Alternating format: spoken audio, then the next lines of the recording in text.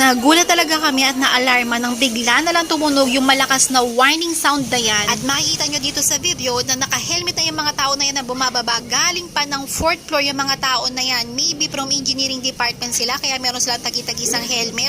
At kung mapapansin nyo, ayan, naka-helmet na, nakahawak pa rin sa ulo nila. Dahil siguro sa kaba na naramdaman nila, dahil galing kami dito dyan sa pinakataas na yan, sa 4th floor. Kaya siguro mas malakas yung pag-uga ng gusali na yan. 2 beses na umuga ng malakas.